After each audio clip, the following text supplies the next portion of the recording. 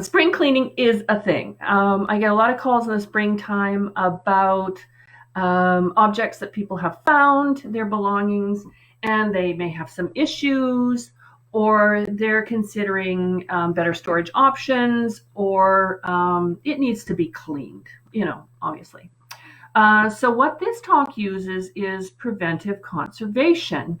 And that's looking after things in a way that means that at some point you won't ever have to pay a conservator to restore them because that's pretty expensive. Um, and then we can continue to enjoy the objects we love while preserving them for the future. So, deterioration and damage to our belongings can be substantially reduced by controlling some of the major causes.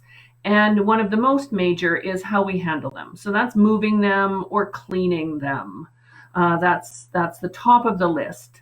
Storage, if we're not displaying them, how we store them and where we store them are really important. Displaying them, some objects can stand bright light and others may not, so you kind of have to be aware of that. So now we'll talk about handling and cleaning. So it's important to remember that when you're dealing with objects that have been around for a while, they're not as good as they were when they were new. Old age changes stability. Handles and chair arms, parts that were designed to be used to hold and lift, are often the first areas to weaken.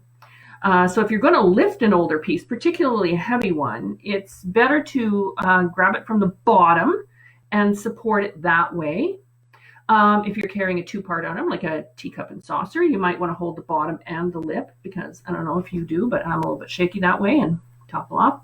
So well supported in both hands from the base. The other thing is having a clear pathway. Now, no one's going to expect you to be a museum curator in this, but if you've decided that today's the day you're going to get out all grandma's china and have a look, inspect it, which is a good thing to do on a regular basis, and maybe clean it, you want to make sure that where you're coming from and where you're going is clear. Like there's room on the counter, the breakfast dishes are out of the way, all of that is tucked aside so that you can have a place to unpack and especially to set that down. So, at work, we use a trolley for that. I put whatever the object is down on a trolley, and I take it to where I'm going, and then I lift it onto the work surface. So, you can do that, or you can just carry it carefully. So having when you're cleaning something, let's say china or a glass vase or anything like that, your hands get slippery. Do not put on hand cream before you're going to work with your family heirlooms. So if you're doing some cleaning, it's a good idea, and I do this in the sink I'm going to use. I put an old towel down in the bottom, and then I fill the sink, and I wash one piece at a time. So if it slips out of my hands, it just lands on the towel and there's no breakage. And then have an old towel beside it to take it out, rinse it, and drain it. Old pieces were developed before there was a consideration of dishwasher safe. So popping grandma's china into the dishwasher is not the best idea. Dishwashing products are both abrasive and caustic, and you can remove old finishes quite easily with that. They're just not made for the modern conveniences. So don't use that. Use as little soap as you need.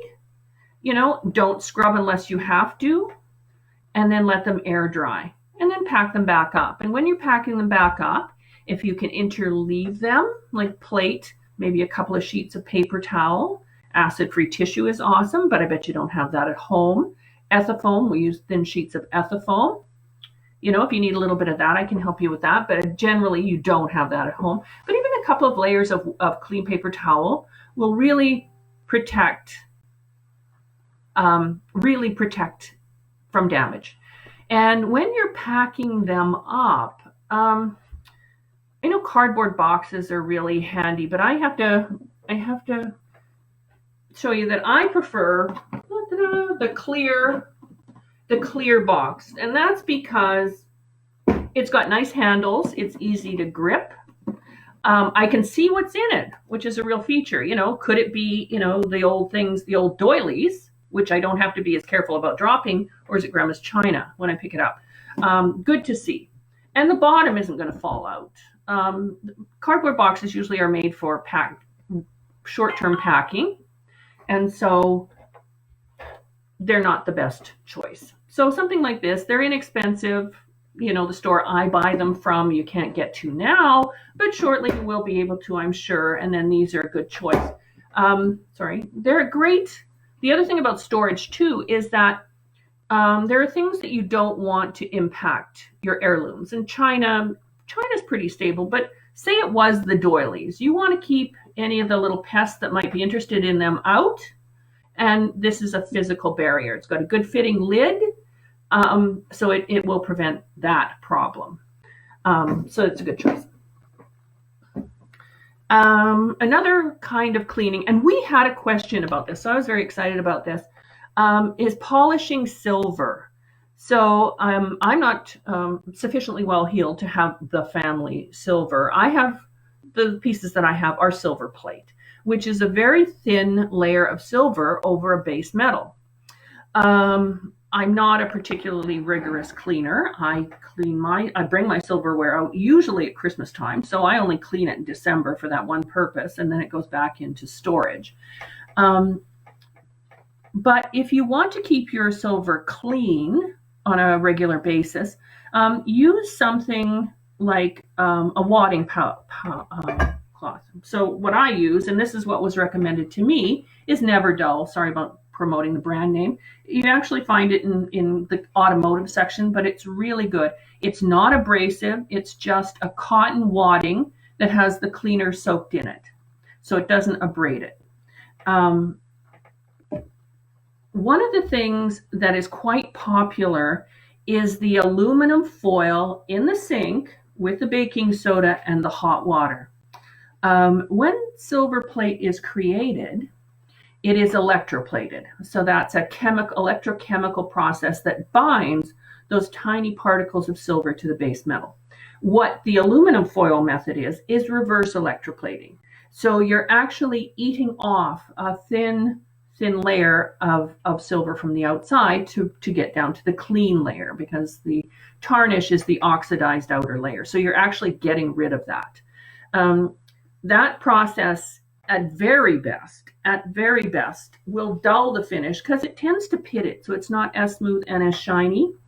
And in its worst case scenario, and this is my shock and awe moment, this is a candlestick I found in a junk store, and it's a beautiful William Rogers candlestick, but you'll notice there's not a scrap of silver left on it anywhere. And only reverse electroplating can achieve this level of destruction. So if the phone rings or you're distracted from that process, this is what you could get. And they're still lovely. They're just not silver anymore. So our question was, how do I keep them clean without a lot of work? Okay, we'll use Never Dull.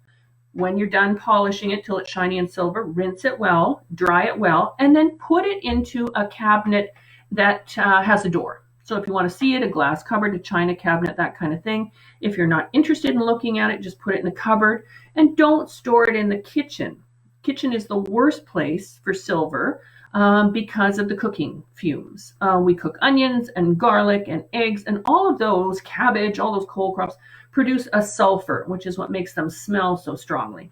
They produce a sulfur gas, and that acts on the silver and it tarnishes it really, really quickly.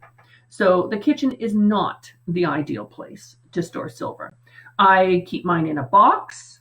It's got all wrapped up. So once it's used in December, it's cleaned one more time. It's wrapped up in a clean, unbleached cotton sheet. So that's a physical barrier against outside contaminants. And then I put it in a container, and I put it in my hall closet. Basements are notoriously bad places to store anything, which is because of the humidity. Basements tend to be cooler. They tend to be more humid, and that's just the way the climates in our homes work. And you can feel that. When you go downstairs on a hot day, you can feel the humidity and the cool. And for attics, of course, that climate is much hotter and much drier because hot air rises. So neither of those spaces are ideal. If you can keep delicate objects that you're trying to store on the main level of your house where you're comfortable, both in the temperature and the humidity, those objects are going to be happier too. So next week, next Friday, our interactive Fridays, we're going to talk about taking care of textiles and clothing. And those are particularly susceptible to temperature and humidity. Keeping things in the basement, if they have a finish, if you're talking about, say, a finished wood thing or a wax, anything with wax on it, paper, anything organic, those things really draw in any available humidity. And because it's cool, it's an excellent location for mold to grow. So if you've seen old books and they've got that patina of sort of sepia tone polka dots all over the paper, that's called foxing. And that's an action of a mold.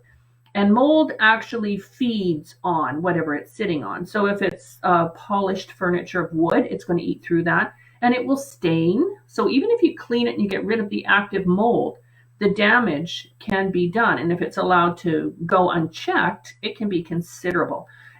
Paper, especially, clothing, definitely. So don't keep those things in a basement.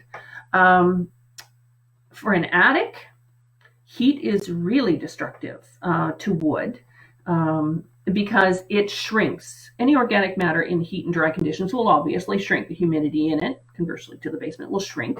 And joints will weaken because of that shrinkage. And so if you've had a chair in storage for a while and you sit on it and it creaks and wiggles, that's improper storage and old age to some extent as well.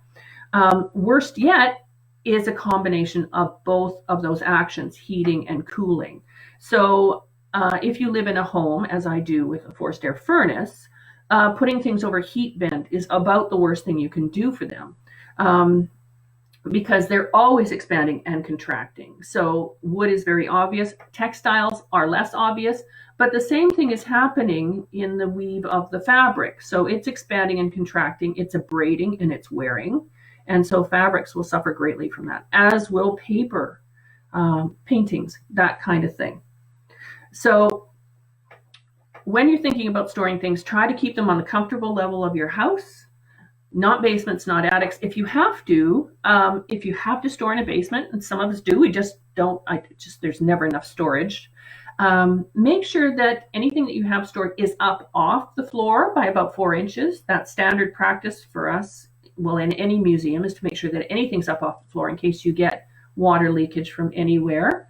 And then check it regularly. Make sure that environment isn't having an impact on it. And just don't store things in attics unless you have to. They show, you see in these movies how things are 100 years old in the attic and they look great. Well, they won't look great, sorry. So on May 1st, we're going to talk a bit more about paper and photographs specifically, because they have very special needs as well. So in wrapping up, because this was a 15-minute talk, so you've got some basic ideas, is if you have any specific questions and you want to chat about them, because I didn't get many questions for this talk, you can email me, kfolds@thereach.ca, and let me know your question. And if you've got one, give me your telephone number and I'll give you a call. And that way we can chat about what the issue might be and how we can resolve it and how I can help you with that. It's important to me that history lives on. And so your history is as important as everyone's. So I want to help with that. Just drop me a line. And then next week, as I say, we're going to talk about clothing and textiles. And that's hanging things carefully, fitting things carefully, and putting them away clean, that kind of stuff. So if you have any questions pertaining to that, definitely email me and we'll cover them during the talk. So I wish I could have seen all of you. I know it goes without saying that all the REACH staff miss our C3 group, our volunteers, and our friends and community a lot. So I'm hoping you're staying well. And I look forward to seeing you again and chatting with you again in a week. Take care.